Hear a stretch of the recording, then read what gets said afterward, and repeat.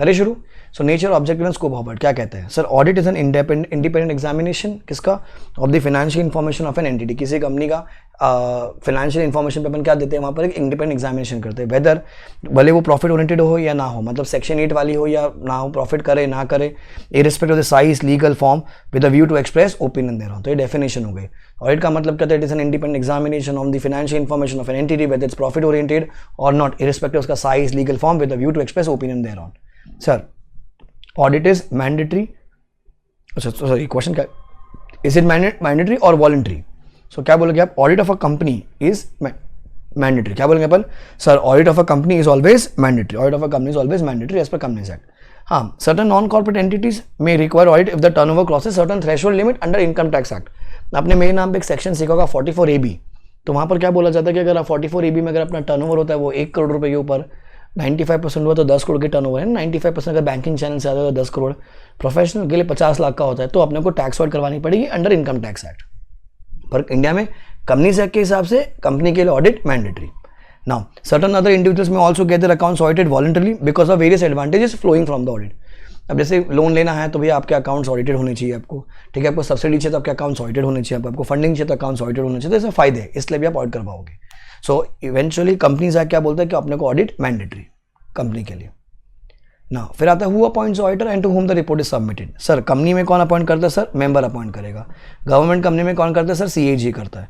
Sir firm में कौन करता है? सर पार्टनर्स करते हैं। अंदर टैक्स लॉज में कौन करता है? भाई गवर्नमेंट अथॉरिटीज। तो कंपनी में मेंबर्स करता है, गवर्नमेंट कंपनी में सीएजी करता है, that's controller and auditor general of India. Firm में पार्टनर्स, अंडर टैक्स लॉज में बाय गवर्नमेंट अथॉरिटीज। सर हम लोग रिपोर्ट किसको सबमिट करेंगे? Sir the report is submitted to the person who is making the appointment. अगर company की बात करें तो अपन मेंबर्स को देंगे, यहाँ पर फर्म की बात करें तो अपन पार्टनर्स को देंगे। क्लियर हो गया? एकदम ईजी वाला पार्ट। ये थोड़ा सा लॉजिकल क्वेश्चन है, एग्जाम में आया हुआ है। व्हाट आर द एडवांटेजेस वो पूछे अपने से, या नीड ऑफ द ऑडिट पूछे, या बेनिफिट ऑफ ऑडिट पूछे। तो बहुत सिंपल है सर, क्या कहता है देखो, it safeguards the financial interest of the stake holders like bankers, creditors, prospective investors etcetera of the entity. तो सर देखो क्या होता है, अगर ऑडिट करवा लोगे तो बैंक को टेंशन नहीं होती कि भैया चलो किसी अच्छे भले आदमी ने ऑडिट कर रखी है। शेयर होल्डर्स को लग जाता है अगर अच्छा अकाउंट्स बराबर है हमारे। फ्यूचर के जो इन्वेस्टर्स या प्रोस्पेक्टिव इन्वेस्टर्स उनको क्या लगे, अरे अकाउंट्स ऑडिटेड है तो चलो कोई टेंशन नहीं है अपने को, अपन इसमें इन्वेस्ट कर सकते हैं। Plus it keeps a moral check on the employees from committing defalcation और एम्बेजलमेंट। मतलब पता है कि ऑडिटर हो जाएगा, सब चेक करेगा, तो जो एम्प्लॉय होंगे वो फ्रॉड नहीं करेंगे। तो it keeps a moral check on the employee from committing defalcation और embezzlement. It helps in settling the trade dispute, it helps in settling the trade dispute. लड़ाई हो रही है, अकाउंट्स ऑडिटेड है तो भैया फटाफट रिजॉल्व हो जाएगा। It helps in reduction of vestiges and losses, क्योंकि अकाउंट्स ऑडिटेड होंगे तो भैया कहीं भी दिक्कत होगी तो हाथ के बता दिया जाएगा अपने को। It helps in settling the liabilities for taxes, because accounts audited होगा तो सीए आके बराबर बताया कि कितना प्रॉफिट है, उसके हिसाब से आपको टैक्स पे करना है। And it is useful for obtaining bank loans, मैंने आपको रीजन बता दिया, ठीक है। तो यहाँ तक अभी तक अपन ने जो पढ़ा, एक ये आंसर जो थोड़ा सा लॉजिकल है, जिस पे एग्जाम में क्वेश्चन आ सकता है, what are the advantages, need, benefit, importance, कुछ भी पूछे यही आंसर आएगा, ये आंसर, ठीक है। Sir what are the objectives of audit, क्या बोलोगे आप? What are the objectives of audit, important repetitive question. Sir हमारा ऐसे नंबर कौन सा है? As per SA 200, as per SA 200। क्या बोलोगे आप? Overall objectives of auditor and the conduct of audit and conduct of audit as per the standards on auditing. वापस करते हैं, as per SA 200, overall objectives of the independent auditor and conduct of audit as per SA, and conduct of audit as per SA. क्या कहते हैं देखो, अभी दो objective है, to obtain reasonable assurance whether FS are free from material misstatement whether due to fraud और error. ये line याद करनी पड़ेगी, बार बार रिपीट होती है। टू ऑब्टेन कौन सा अश्योरेंस बच्चों? Reasonable assurance whether FS are free from the material misstatement whether due to fraud और एरर, एंड एक्सप्रेस ओपिनियन। क्या बोलोगे? And express opinion whether FS are prepared as per applicable FRF, and express opinion whether FS is prepared as per applicable FRF. FRF का मतलब क्या है? Financial reporting framework. Number 2, to report on the FS and communicate as per SA, to report on the FS and communicate as per the SS, to report on the FS and communicate as per the SS। तो ये मेरा objective है, important, ठीक है। Giving you 2 minutes time, एक बार इसको हाथ का रीड कर लीजिए, क्वेश्चन नंबर 4 एंड 5 को वापस से रीड करो। मैं यहीं हूँ, मैं वीडियो ऑफ कर रहा हूँ, so that you can concentrate and read it. Read.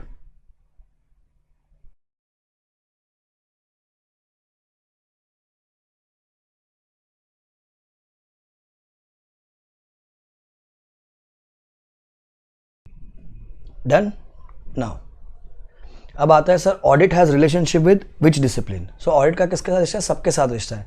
Accounts के साथ, लॉ के साथ, इकोनॉमिक्स के साथ, बिहेवियरल साइंस के साथ, मैथमेटिक्स के साथ, डेटा प्रोसेसिंग का, फाइनेंशियल मैनेजमेंट, प्रोडक्शन। कभी एमसीक्यू आ गया, ऑडिट का किसका रिश्ता है सर? सबके साथ रिश्ता है, सबके साथ। ठीक है, अब आता है explain the scope of audit. क्या बोलोगे बच्चों? Explain the scope of audit. क्या है स्कोप में?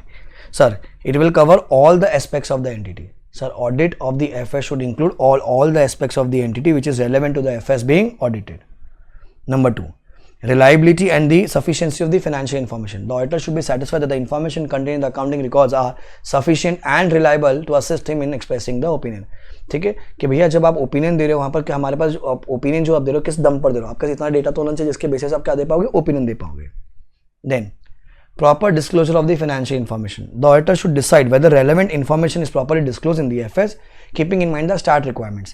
जैसे कंटीजेंट लायबिलिटी आपको नीचे नोट्स में डिस्क्लोज करनी पड़ती है, जो भी आपके प्रोविजन है वो आपको डिस्क्लोज करने पड़ते हैं, वो सब आपको पता होना चाहिए। Then the auditor should always audit कौन सा information? Historical financial information. Sir historical financial information मतलब कहते हैं जो अकाउंट्स हो चुका है। अरे अप्रैल टू मार्च जो कंपनी ने काम किया होगा उसी के तो हम लोग ऑडिट बाद में करते हैं, जो 30 सितंबर एजीएम तक अपने को देनी पड़ती है। Sir historical financial information means the events which has occurred in the past time पे जो हो चुका है। Like example purchase and sale which are reflected in the FS of entity. Purchase and sale जो है वो तो हो गए ना, उसी को तो अपने को चेक करना है, उसको हम कहते हैं हिस्टोरिकल फाइनेंशियल इंफॉर्मेशन। देन ये एग्जाम क्वेश्चन है, what are the exclusion from scope of audit. क्या क्या हम लोग नहीं चेक करेंगे? Sir following are excluded from the scope of audit.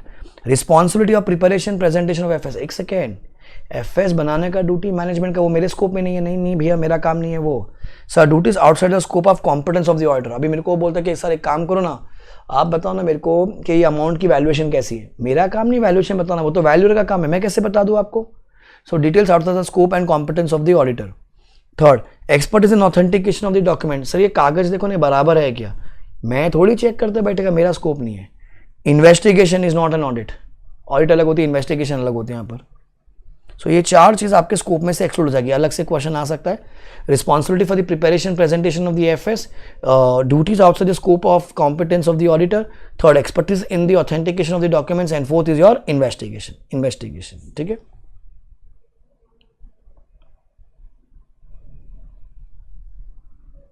Then question number 9 क्या बोलते हैं सर? What is engagement. क्या बोलोगे? What is engagement? एंगेजमेंट रिश्ता। सर एंगेजमेंट क्या है? Sir engagement means an arrangement to do something. कुछ तो करो, लोगों का काम है कुछ तो करना। ठीक है, engagement means an arrangement to do something. It means formal agreement between the auditor and the client which the auditor agrees to provide assurance services. मतलब क्लाइंट हमको बोलता है आओ मेरे साथ रिश्ता बना लो, एंगेजमेंट कर लो, भाई आप क्या करोगे? आप हमको अश्योरेंस सर्विसेज दोगे। Now this relationship is recorded इन एक पेपर, उस पेपर को हम लोग इंग्लिश में कहते हैं letter of engagement. This relationship is recorded in the letter of engagement. In India statutory audit of companies is mandatory which will be conducted by a stat auditor.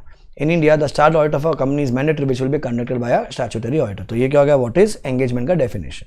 Distinguish between audit and investigation. Audit versus investigation 4 mark का, 5 mark का, 6 mark का answer का बन सकता है। Audit versus investigation क्या बोलोगे sir? Audit का मतलब क्या होता है? सर इंस्पेक्टिंग द बुआ and reporting it is called as auditing. Sir investigation मतलब क्या करें? यहाँ पर हम लोग एक फैक्ट एस्टैब्लिश करते हैं। क्या एस्टैब्लिश करते हैं बच्चों? एक fact. An inquiry conducted for establishing a specific fact और truth is called as what? Investigation. Then it is conducted by CA plus COP, it is conducted by any expert. Then it is conducted annually, there is as per the requirement जरूरत होगी तो। Sir evidence are persuasive in nature, यहाँ पर conclusive in nature. मान लेते कि भी ऐसा है, वो होता है परसुएसिव। कंक्लूसिव मतलब सर ऐसा ही है, इन्वेस्टिगेशन में कंक्लूसिव होता है। सर ऑडिटर को कौन अपॉइंट करता है? मेंबर करता है। Investigators appointed by the management, share holders या फिर कोई कॉम्पिटेंट अथॉरिटी, कोई भी अपॉइंट कर सकता है। Sir it is basically basic examination of the accounts, it is a critical and in depth examination. ये एकदम डीप में जाके अपन चेक करेंगे, ठीक है। देन अब आता है next question sir, what are the inherent limitation of audit. क्या बोलोगे? What are the inherent limitation of audit. अंदरूनी कीड़ा, क्या बोलेंगे इसको? अंदरूनी कीड़े को क्या बोलते हैं सर बच्चा? Inherent limitation. चाहे कितने भी कोशिश करो, कुछ ना कुछ तो हमेशा रह ही जाएगा। Sir in audit there are always inbuilt limitation due to which the auditor cannot obtain absolute assurance that the FS are free from material misstatement whether caused due to fraud or error। ये जो line आपको आगे सिखाई थी वही बार बार repeat हो रही है। Sir, in audit there is an inbuilt limitation that due to which the auditor cannot obtain absolute assurance that FS are free from material misstatement whether due to fraud or error. This limitation arises due to following factors. Very important. इसको हम लोग fight है the code क्या है fight है. इस बार exam में ये वाला आया था फाइट है में से F पे क्वेश्चन आया था. Nature of financial reporting. क्या बोलो क्या बच्चों? Nature of financial reporting. Sir अब देखो क्या है, मैं अगर एक बैंकिंग कंपनी की ऑडिट करता हूँ, इंश्योरेंस की करता हूँ, नॉर्मल कंपनी की करता हूँ, प्रोप्राइटर की करता हूँ, हर एक का अलग रिक्वायरमेंट है ना, मतलब उनका फॉर्मेट अलग है. अब मैं एक फॉर्मेट हर जगह तो फॉलो नहीं कर सकता. तो यार आदमी हूँ ना, इंसान ही ना, गलती तो हो सकती है. सो क्या nature of financial reporting? Sir preparation of FS may involve many judgments made by the management. The judgment involve subjective decision on the degree और द डिग्री ऑफ अनसर्टनिटी. कोई बोलता है कि मेरा 10% का बैड डेट्स का provision होगा, कोई बोलता है मेरा 20% का प्रोविजन, कोई बोलता है मेरा 40% का प्रोविजन होगा. तो वो सब्जेक्टिव है. Now therefore auditor may not be able to obtain absolute assurance that the FS are free from material misstatement whether due to fraud or error. Okay, now ठीक है. So whether due to fraud or error. So audit is always conducted on a premise that it is a primary responsibility of the management to prepare the FS as per the applicable FRA. हम लोग सारा चीजें check कर ही नहीं पाएंगे. तो क्या nature of financial reporting F A audit procedure. अब क्या होगा, कहीं पे मैं, अगर आपने थोड़ा सा आगे पढ़ रखा है ऑडिट के बारे में, तो अपन क्या बोलते हैं, हम लोग एविडेंस इकट्ठा करते हैं, कहीं पे इंक्वायरी करते हैं, कहीं पे ऑब्जर्वेशन करते हैं, कहीं पे कंप्यूटेशन करते हैं, बराबर.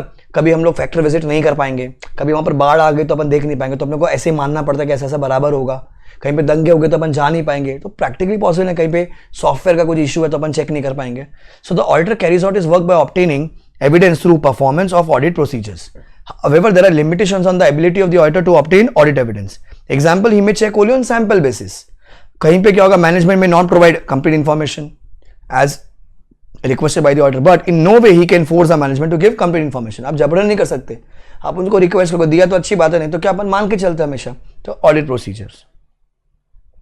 Then the management may consist of dishonest and unscrupulous employees. Unscrup मतलब unfair people and may involve in the fraud. वो लोग फ्रॉड में भी होंगे. It may not be detected by the auditor.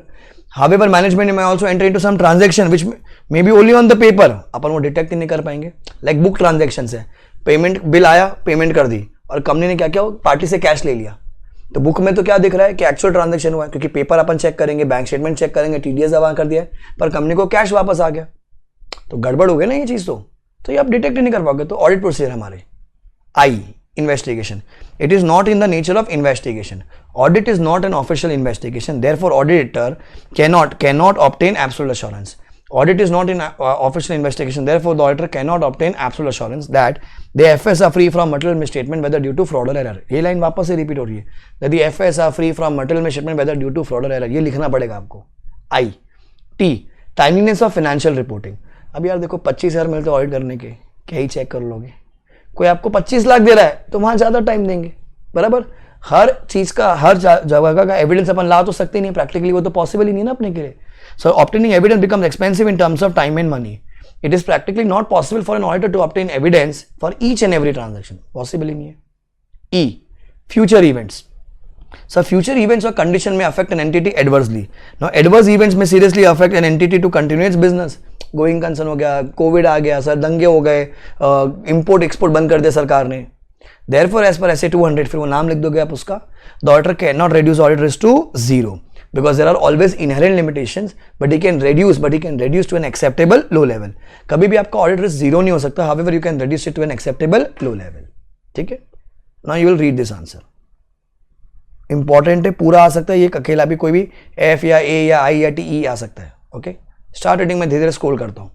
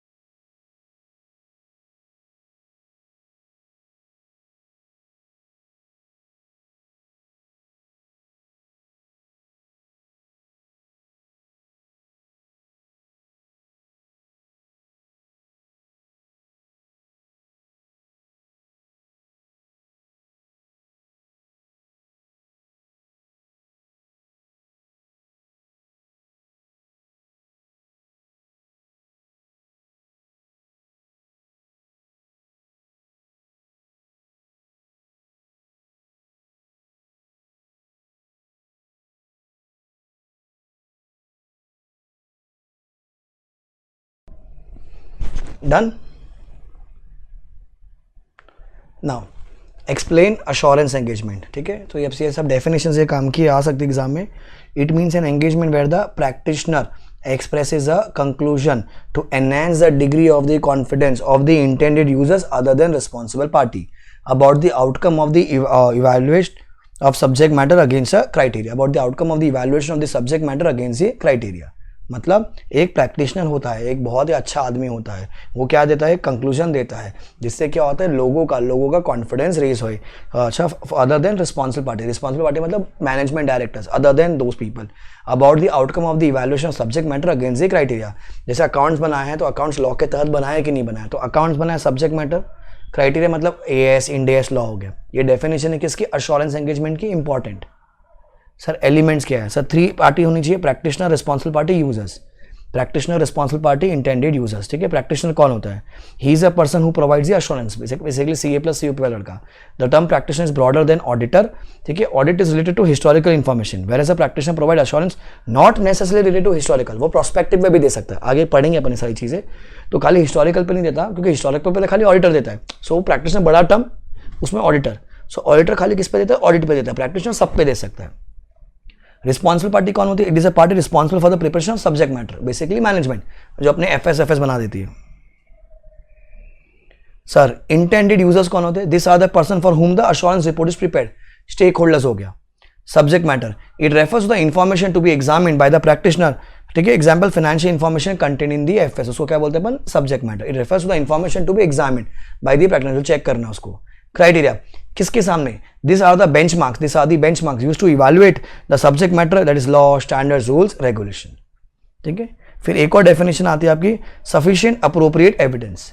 Sir practitioner क्या करता है, प्रैक्टिशनर अपना अश्योरेंस एंगेजमेंट करेगा, जिससे क्या लेकर आएगा, साई लेकर आएगा, to obtain sufficient appropriate evidence ना, जिसके दम पर वो क्या देता है, अपना ओपिनियन या अपना कंक्लूजन जो भी बनेगा उस पर वो देता है. It is on the basis of that evidence the conclusion is arrived and the opinion is formed by the practitioner. I am not using the word auditor, I am using the word practitioner यहाँ पर, क्योंकि हमने assurance engagement की बात की है. मैं audit की बात करता तो मैं लिखता वहाँ पर क्या, auditor.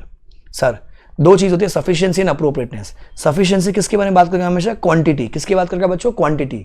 बोलते ना sufficient है कि नहीं, खाना sufficient रहेगा कि नहीं, तो quantity. Appropriateness किसका बात करेगा, quality का. फिर आता है आपका next answer, return assurance report क्या होती है. Sir return assurance report is the outcome of the assurance engagement. जो हमने चेक किया उसका हम जो रिपोर्ट बना के देंगे उसको क्या कहते हैं हम लोग, रिटर्न अश्योरेंस रिपोर्ट. तो ये छोटे छोटे डेफिनेशन, 1-2 मार्क के क्वेश्चन बन सकते हैं, प्लस MCQ में भी आ सकते हैं. काम किए, डेफिनेशन ऑफ अश्योरेंस एंगेजमेंट बहुत इंपॉर्टेंट है. ठीक है, मॉडल में दे रखा है ये लोगों ने 3 पार्टी कौन सी होती है, तो इसके डेफिनेशन भी काम किए. हाथ के इसको रीड कर लीजिए, हाथ के रीड कर लीजिए.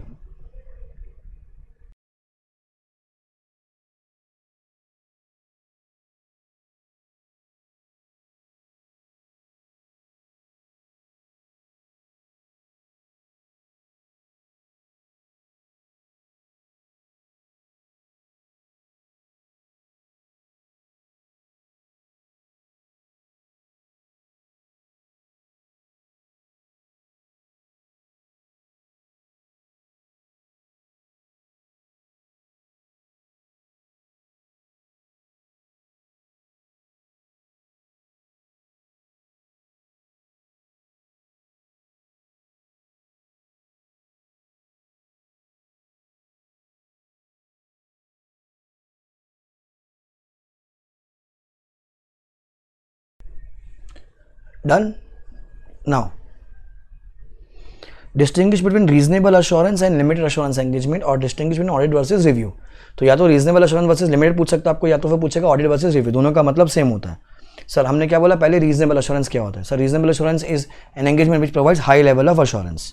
It performs elaborate and extensive procedures to obtain sufficient appropriate evidences.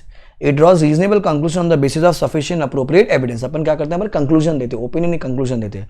Examples of reasonable assurance engagement इस क्या है, हमारा ऑडिट एंगेजमेंट है. क्या है, ऑडिट एंगेजमेंट. ठीक है, तो ये क्या हो गया मेरा, हाई लेवल ऑफ अश्योरेंस, मतलब बेसिकली अपनी ऑडिट की बात हो रही है. सर लिमिटेड क्या होती है, limited assurance engagement provides lower level of assurance as compare to reasonable. तो ऊपर आ जाएगा आपका रीजनेबल, उसके नीचे आ जाएगा आपका लिमिटेड अश्योरेंस एंगेजमेंट. अच्छा, यहाँ पर क्या करते हैं, फ्यूअर प्रोसीजर्स करेंगे as compare to reasonable assurance engagement. It involve sufficient appropriate evidence to draw limited conclusions. Example क्या है इसका, एग्जाम्पल है इसका अपना review engagement. So audit versus review आ गया. रीजनेबल वर्सेस लिमिटेड आ गया, आंसर सेम है, यही लिखने का, और ऐसे लिखना, ऊपर नीचे, टी फॉर्म नहीं, ऊपर नीचे करके लिखना है आपको। सर एक्सप्लेन एंगेजमेंट स्टैंडर्ड, क्या पूछ रहा है आपसे, explain engagement standard. Sir following are collectively known as engagement standards, क्या है वो, SA, किसके प्रति, audit of historical financial information, SA audit of historical financial information, SRE review of historical financial information, ठीक है। फिर SAE standards on assurance engagement, किसके बारे में बात करेगा वो, assurance engagement other than audit and review of historical financial information. It is an assurance engagement other than audit and review of historical financial information. SRS, that is agreed upon procedure, compilation engagement and other related service engagement. Sir SRS क्या है, AUP agreed upon procedures, compilation engagement and other related service engagement. फिर SQC standards on quality control which is applied for all services, engagement standards, covered by engagement standards, सबके लिए SQC सबका बाप होता है, सबका बाप है, ठीक है।